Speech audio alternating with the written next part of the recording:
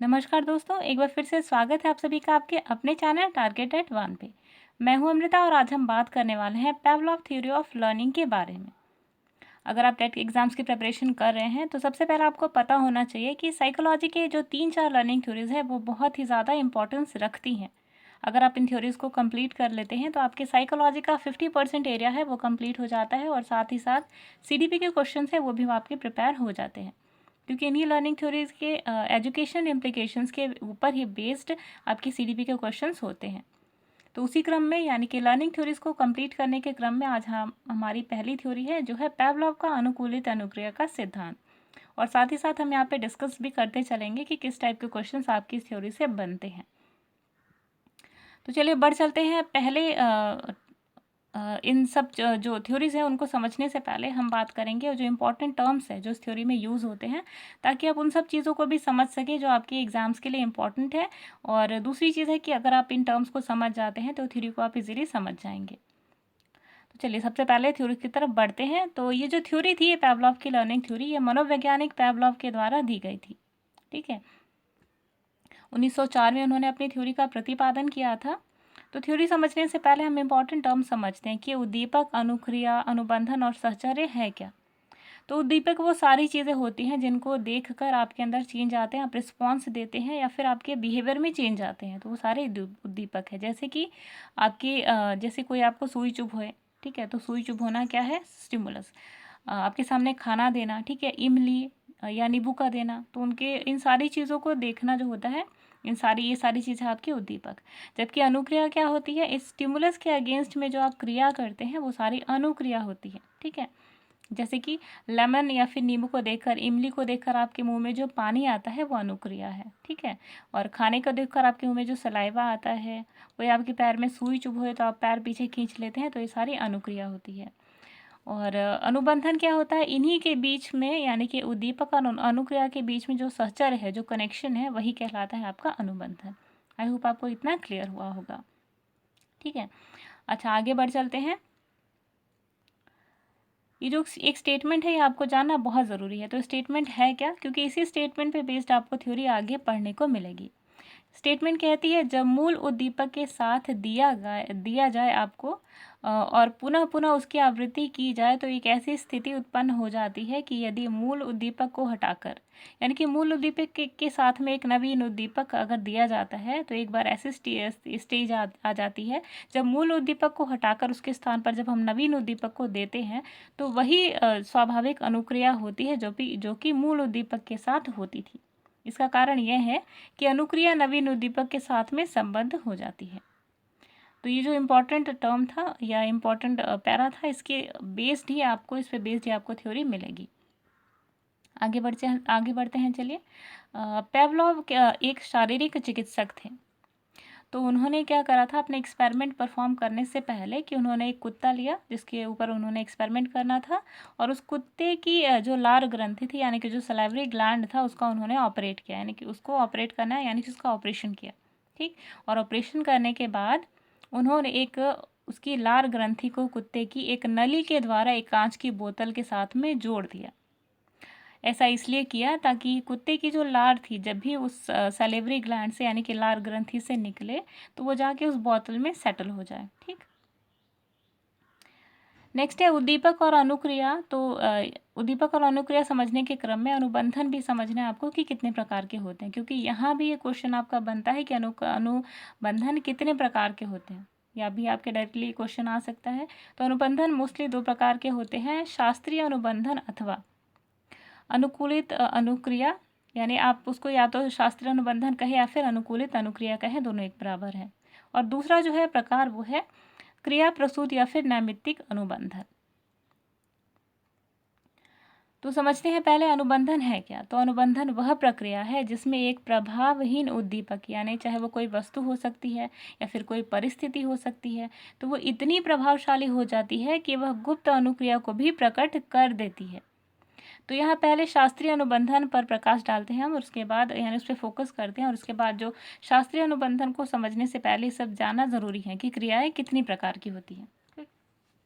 तो अनुबंधन हमने क्या समझा कि एक ऐसी स्थिति या कोई कोई वैसी वस्तु जिसे हम जो एक प्रभावहीन उद्दीपक है वो इतनी ज़्यादा स्ट्रांग हो जाती है कि छुपी हुई रिएक्शंस को भी बाहर ला देती हैं। ठीक है, तो हम समझते हैं कि अनुबंधन कि जो मानव की जो क्रियाएं हैं वो कितने प्रकार की होती हैं। तो ये भी आपका यहाँ से क्वेश्चन बनता है। तो जितने भी आपके क्वेश्चन इस थ्योरी से बनते हैं उन सारी चीज़ों को हमने यहाँ पे सारी चीज़ों को यहाँ पे डिस्कस किया है। ठीक है, और इन सारी चीज़ों को यहाँ पे मेंशन भी किया है। तो ये भी आपके एग्जाम्स में क्वेश्चन आ चुका है कि कितने टाइप के रिफ्लेक्सेस होते हैं। तो पहला जो रिफ्लेक्स होता है वो होता है जन्मजात, यानी कि जो इनेट क्रियाएं होती हैं वो सारी, जिसमें श्वास लेना, पाचन संस्थान, रुधिर संस्थान और स्वचालित क्रियाएं, जैसे कि आपका दिल का धड़कना है जिसे आप कंट्रोल नहीं कर सकते। अगर आप चाहें कि अपनी हार्ट बीट को अचानक कम कर दे खुद की नीड से, तो वो नहीं हो सकता। हाँ, अगर आप एक्सरसाइज करते हैं तो ज़रूर हो सकता है, बढ़ सकता है। ठीक, किडनी का फिल्ट्रेशन, ये सारी चीज़ें क्या हैं जिन्हें आप कंट्रोल नहीं कर सकते, शरीर उसको स्वाभाविक ही तरीके से करेगा। सेकंड जो है आपका रिफ्लेक्स, सेकंड टाइप है वो है साइकोलॉजिकल रिफ्लेक्स, जो कि मनोवैज्ञानिक क्रियाएं होती हैं, जैसे पलक का झपकाना, छींकना, लार आना। तो ये सारे क्या होते हैं, इन्हें अनुबंधन क्रियाएं भी कहा जाता है।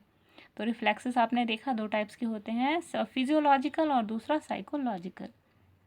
आगे बढ़ते हैं, अब बात करते हैं पैवलॉव के प्रयोग के बारे में। तो जो पैवलॉव ने प्रयोग किया था वो किया था एक कुत्ते के ऊपर, जैसे कि आपने इस इमेज की सहायता से देखा। ये है कुत्ते की लार ग्रंथि, जिसको उन्होंने, क्योंकि वो एक डॉक्टर थे, चिकित्सक थे पेशे से, तो उन्होंने इस कुत्ते की जो लार ग्रंथि थी उसको ऑपरेशन करके इस पाइप के द्वारा इस ट्यूब में जोड़ दिया, और इसी ट्यूब को कनेक्ट कर दिया उन्होंने एक बोल के साथ में, जो कि एक मेजरिंग ट्यूब था, जो ये कलेक्ट करता कि ये इंश्योर करता है कि कितना लार का सिक्रीशन हुआ है। तो एक मेजरिंग ट्यूब था। ठीक है, अब एक्सपेरिमेंट क्या था वो चलिए देखते हैं। इस प्रयोग को पैवलॉव ने इस प्रकार से किया कि कुत्ते को खाना पहले तो दिया जाता था, लेकिन खाने को देखते ही मुंह में लार आ जाता प्रारंभ हो जाता था। खाना देने के पूर्व जब घंटी बजाई जाती थी तो घंटी के साथ साथ खाना भी दिया जाता था, और इसी प्रक्रिया को कई बार दोहरा जाने के बाद जब एक ऐसी स्टेज आ जाती है लेकिन जहाँ घंटी तो बजाई जाती है लेकिन कोई भी रिस्पॉन्स, कोई भी खाना नहीं दिया जाता, तो यही क्रिया बाद में कुत्ते के मुंह में जो घंटी बजाने की कुत्ते के मुंह में लार आना प्रारंभ हो जाता था। तो एक्सपेरिमेंट जो है उनका कुछ इस प्रकार का था गाइस, जिन्हें आपको समझना चाहिए कि जो उनका एक्सपेरिमेंट था वो 4 फेजेस में था। ठीक है, पहले फेज़ में उन्होंने क्या करा कि जो कुत्ता था उसके सामने खाना रख दिया। खाना क्या है यहाँ पे, अनकंडीशनड स्टिमुलस। अच्छा चलिए, एक्सपेरिमेंट समझने से पहले जो टर्म है अनकंडीशनड और कंडीशनड रिस्पॉन्स और स्टिमुलस, इसको समझते हैं। तो गाइज अनकंडीशनड स्टिमुलस मीन्स होता है कि जिसमें आपने कोई भी बदलाव नहीं किया, वो स्वाभाविक है, जैसे कि खाना। ठीक है, और अनकंडीशनड रिस्पॉन्स मतलब कि उसमें आपने कोई भी जो नेचुरल चीज़ें हैं वो नहीं जोड़ी, अननेचुरल चीज़ें हैं वो नहीं जोड़ी, यानी कि जो नेचुरल है, यानी कि खाने को देखकर लार आना ये स्वाभाविक है, तो ये क्या है, अनकंडीशनड। इसमें आपने कोई भी चेंजेस नहीं करा, ये स्वाभाविक है। ठीक, न्यूट्रल स्टिमुलस क्या है कि जो जो जो जीवित नहीं है लेकिन हाँ जिसमें प्राण नहीं है, लेकिन हाँ वो रिस्पॉन्स से रिलेटेड आप उसको कर सकते हैं, यानी कि अगर आपने ये जो आपका नेचुरल स्टिमुलस है वो नेचुरल रिस्पॉन्स देता है, लेकिन उनकी जो सेकंड फेज़ था उन्होंने उसमें न्यूट्रल स्टिमुलस का इस्तेमाल किया था, यानी कि जो जीवित नहीं है और जिसका रिस्पॉन्स जिससे कोई रिस्पॉन्स भी नहीं आता, तो ये न्यूट्रल स्टिमुलस था। ठीक है, अब कंडीशन रिस्पॉन्स क्या है कि किसी ऐसी स्टिमुलस से रिस्पॉन्स प्राप्त करने की उम्मीद करना जो कि नेचुरल नहीं है। ठीक, जैसे कि बैल क्या है आपका अनकंडीशनड स्टिमुलस है, यानी कि स्वाभाविक उद्दीपक नहीं है, ये अस्वाभाविक उद्दीपक है, और इससे जो हम रिस्पॉन्स प्राप्त करने की कोशिश कर रहे हैं वही है आपका अनकंडीशनड रिस्पॉन्स। तो यानी जो आपका अनकंडीशनड स्टिमुलस है वो नेचुरल है, यानी प्राकृतिक होता है। ठीक है, जैविक होता है, यानी कि ऑर्गेनिक होता है, जबकि न्यूट्रल जो स्टिमुलस है या फिर अनकंडीशनड स्टिमुलस है ये कि इसमें लाइफ नहीं होती। ठीक है, ये ऑर्गेनिक नहीं होते। अब चलिए एक्सपेरिमेंट को समझते हैं। तो पहले एक्सपेरिमेंट के पहले फेज़ में उन्होंने क्या करा था कि जो डॉगी था यानी जो कुत्ता था उसके सामने खाना रखा। तो ये जो आपका अनकंडीशनड स्टिमुलस था जो कि नेचुरल था, इसको देखकर नेचुरली यानी बेसिकली नेचुरली आप कहें बाय बिहेवियर जो कुत्ता था उसके मुंह से लार आने लगी। ठीक है, और लार निकल कर उस टेस्ट ट्यूब में जाके सेटल हो गई और पेवलॉव ने उसका मेज़र किया। सेकेंड फेज़ में क्या हुआ कि उन्होंने कुत्ते के सामने खाना नहीं दिया, खाना देने की बजाय बस घंटी बजाई। जब घंटी बजाई तो कुत्ते ने खाना नहीं देखा तो उसके मुंह से लार नहीं आई। ठीक है, ये आपका न्यूट्रल स्टिमुलस था जिसके सामने कोई भी कंडीशनड रिस्पॉन्स नहीं आया। लेकिन अब यहाँ से बदलाव क्या आता है, नेक्स्ट एक्सपेरिमेंट के थर्ड फेज़ में उन्होंने क्या करा, थर्ड फेज़ बहुत ही ज़्यादा बदला हुआ था। तो इसमें उन्होंने क्या करा कि खाना तो दिया, जो जो कुत्ता था उसको खाना तो दिया, लेकिन खाना देने के पहले उन्होंने बेल बजाई। ठीक है, यानी कि खाना देने के 5 या 10 सेकेंड पहले बेल बजाई। तो ऐसा कई बार किया गया, यानी कि 17, 18 यानी 25, 20 बार, जितनी बार हो सका था उन्होंने किया। ठीक है, अब जब खाना देने से पहले बेल बजाई जाती थी तो कुत्ते के माइंड में ये चीज़ आ गई, उसको समझ में आ गया कि हाँ, जब पहले बेल बजेगी तो ही खाना मिलेगा। तो ऐसा कई बार करने के बाद क्या हुआ, एक बार यानी जो फोर्थ फेज़ में क्या हुआ कि उन्होंने घंटी तो बजाई लेकिन खाना नहीं दिया।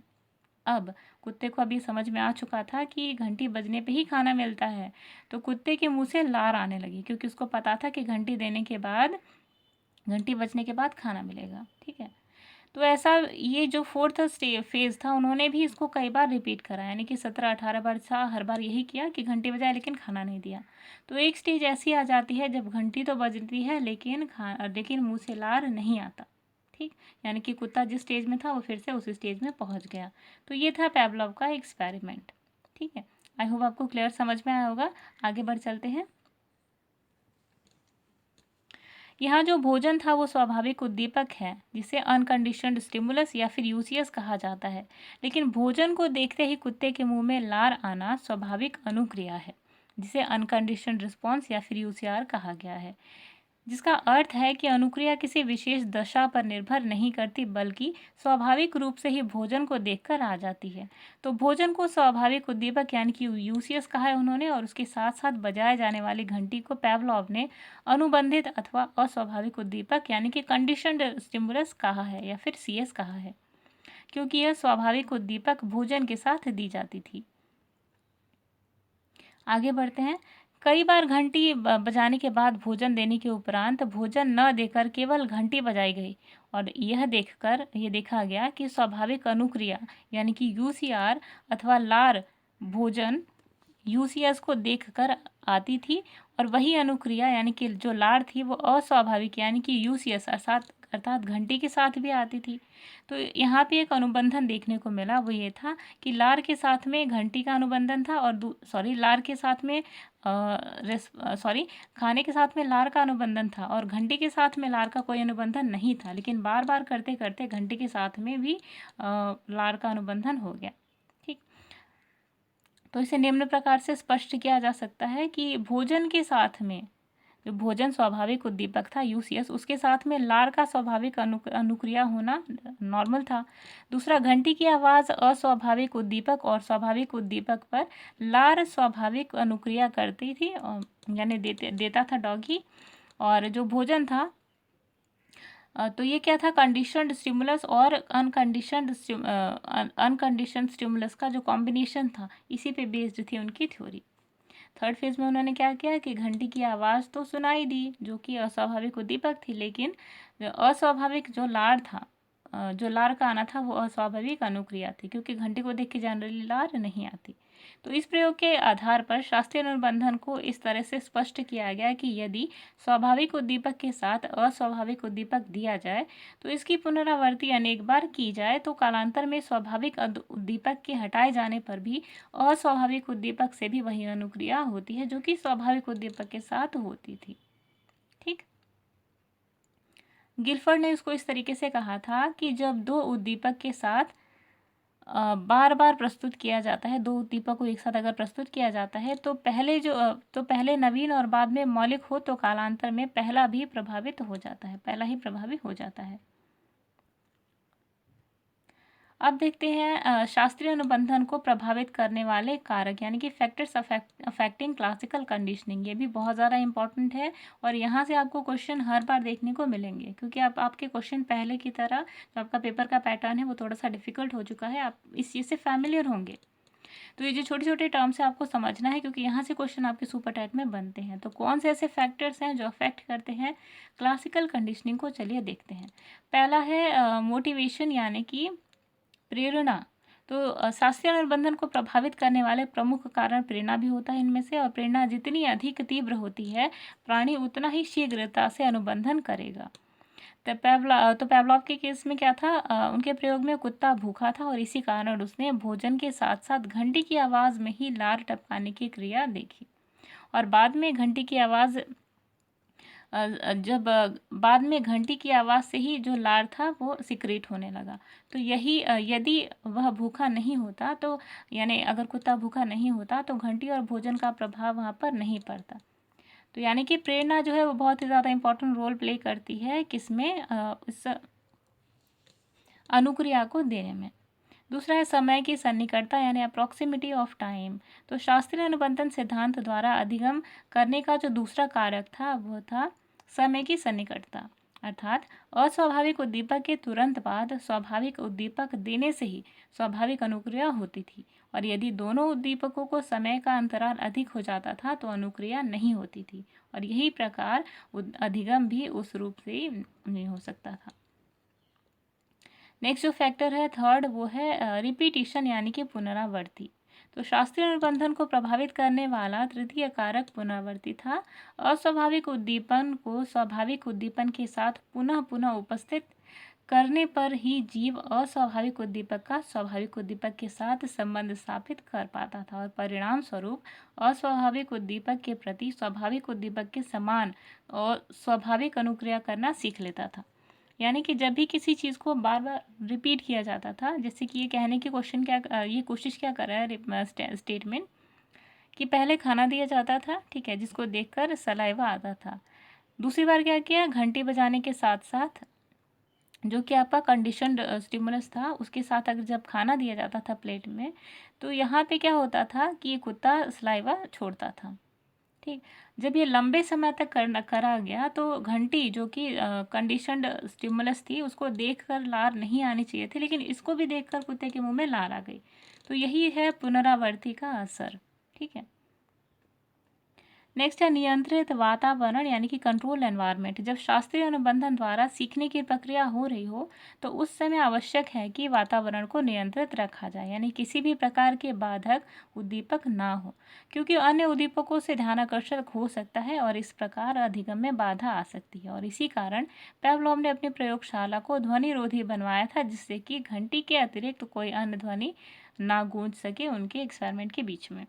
फॉर एग्जाम्पल आपने देखा कि कुत्ते के सामने एक प्लेट में फ़िश रखी हुई है, ठीक है, तो उसने ध्यान केंद्रित किया। फिर पीछे से क्या हुआ कि कुछ बच्चे खेलते हुए जा रहे हैं, ठीक है, तो उसका ध्यान खाने से हटकर उन खेलते हुए बच्चे के ऊपर चला जाता है, तो यहाँ पे ध्यान भटकाव होता है। इसलिए कंट्रोल एनवायरनमेंट बहुत ही ज़्यादा ज़रूरी होती है। चलिए अब बात करते हैं अधिगम के क्षेत्र में पेवलॉव के योगदान के बारे में, यानी कि एजुकेशन इम्प्लीकेशंस के बारे में। तो पेवलॉव ने सर्वप्रथम इसे एक मानसिक क्रिया के रूप में वस्तुनिष्ठ ढंग से प्रस्तुत किया था, और व्यवहार की प्रक्रिया सिखाने में यह सिद्धांत बड़ा सहयोगी था। तो देखिए अब जो पेवलॉव की थ्योरी उसका यूज़ क्या है। तो पहला है हैबिट फॉर्मेशन यानी कि आदत का निर्माण करना।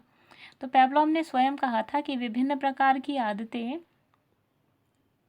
जो कि प्रशिक्षण, शिक्षा एवं अनुसंधान पर आधारित होती हैं, शास्त्रीय अनुबंधन की ही श्रृंखला मात्र हैं। इसका आशय है कि बालकों में अनेक अच्छी आदतें जैसे कि सफाई, समय पर कार्य करना, आदर करना आदि इस विधि से सिखाया जा सकता है। तो अनुशासन की भावना का विकास भी इसी प्रकार किया जा सकता है, और इसी प्रकार बालकों के व्यवहार को भी नियंत्रित किया जा सकता है। कैसे? फॉर एग्ज़ाम्पल आपने जब आपका बच्चा जब पैर छूता है, ठीक है, तो आप उसे थोड़ा सा प्रेज़ कर दें कि हाँ बेटा वाह बहुत अच्छा, अब तुम इस तरीके से कर रहे हो तो तुम बहुत अच्छे बच्चे हो। तो यहाँ पे आपने क्या किया, कंडीशनड स्टिमुलस जो था उसका बच्चे का पैर छूना, उसके साथ में आपने रिस्पॉन्स दिया, ठीक है, और उसके साथ में आपने क्या किया, उसे एक चॉकलेट दे दी। तो बच्चा अब क्या हर बार करेगा उसको, क्योंकि उसे पता है कि मुझे इससे प्रेज़ मिलता है, तो वह हर बार इसे रिपीट करता है। दूसरा है बुरी आदतों को तोड़ना यानी कि ब्रेकिंग ऑफ बैड हैबिट्स। यानी कि पेवलॉव का ये सिद्धांत न कि केवल अच्छी आदतों को सिखाने का था, लेकिन खराब आदतों को छोड़ने भी ये इक्वली इम्पॉर्टेंट है। तो जिस प्रकार अनुबंधन द्वारा अधिगम किया जाता है, उसी प्रकार अनानुकूलन यानी कि डीकंडीशनिंग के द्वारा बुरी आदतें जैसे कि गाली देना, चोरी करना आदि को छुड़ाया भी जा सकता है। तो कुसमायोजित बालक में व्याप्त संवेगात्मक अस्थिरता या चिंता आदि का निवारण भी इसी विधि द्वारा किया जा सकता है। तो इस प्रकार मनोचिकित्सा के क्षेत्र में भी यह सिद्धांत इक्वली सहायक है। थर्ड है हेल्पफुल इन्फॉर्मेशन ऑफ एटीट्यूड्स, यानी कि जो अच्छी आदतें हैं उनको सिखाने में भी इक्वली इम्पॉर्टेंट है। तो शास्त्रीय अनुबंधन के द्वारा अधिगम से शिक्षक और स्कूल आदि के प्रति अच्छी अभिवृत्तियां के विकास में सहायता मिलती है। लास्ट है पशुओं का प्रशिक्षण यानी कि ट्रेनिंग ऑफ एनिमल्स। तो पेवलोव के इस सिद्धांत के आधार पर मनोरंजन के लिए पशुओं आदि को प्रशिक्षित किया जाता है। जैसे कि सर्कस में इस विधि को पशुओं के पर यूज़ किया जाता है उन्हें प्रशिक्षित करने के लिए। जैसे अगर भालू को कहते हैं कि दो हाथ ऊपर करके खड़े हो जाओ और उसके साथ में उसे चॉकलेट देते हैं, तो भालू समझ जाता है कि हाँ अब मैं अब पैर ऊपर करूँगा दोनों, तो हाथ ऊपर करूँगा दोनों ऊपर, तो मुझे चॉकलेट मिलेगी। तो यहाँ पे भी ट्रेनिंग हो सकती है एनिमल्स की।